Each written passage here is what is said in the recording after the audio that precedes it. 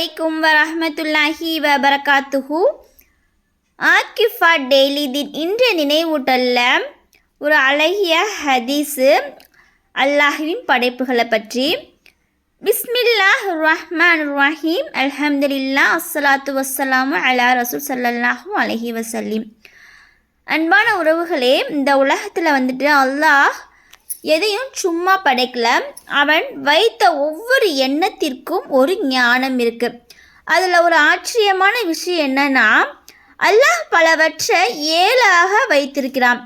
அதாவது வாரத்தில் நாட்கள் 7, அதில் சிறந்த நாட்கள் நாள் ஜும்ஆ நாள்னு நபி ஸல்லல்லாஹு அலைஹி வஸல்லம் அவங்க சொல்லியிருக்காங்க. அல்லாஹ் படைத்த வானங்கள் 7.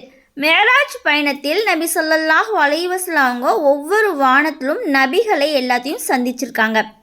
பூமிகளும் 7.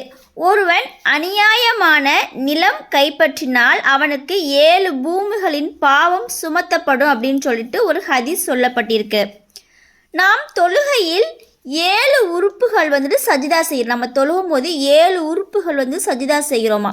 இதெல்லாம் அல்லாஹ்விற்கு நம்ம முழுமையான ஒரு அடக்கமான ஒரு செயல். தீர்ப்பு நாளில் நிழல் இல்லாத அந்த நாளில் அல்லாஹ் 7 பேருக்கு தான் தன் நிழலை தருவானாம். அதில் ஒருவர் தனிமையில் அல்லாஹ்வை நினைத்த அனுபவங்களுக்கு. நரகத்திற்கு 7 கதவுகள் இருக்கிறது. ஒவ்வொரு கதவுலும் ஒரு வகையான பாவிகள் நுழைவாங்களாம். அன்பான உறவுகளே, இவையெல்லாம் நமக்கு சொல்லும் ஒரு செய்தி தான். அல்லாஹ் ஒழுங்கின் இறைவன். அவன் வைத்த சட்டத்தில் தான் நாம் வெற்றி இருக்குது.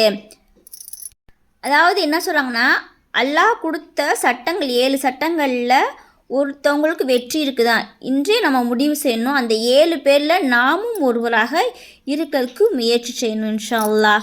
அல்லாஹ் எங்களை உன் நிழல் பெறும் நல்ல அடியார்களாக சேர்த்து விடியா ரஹ்மானே.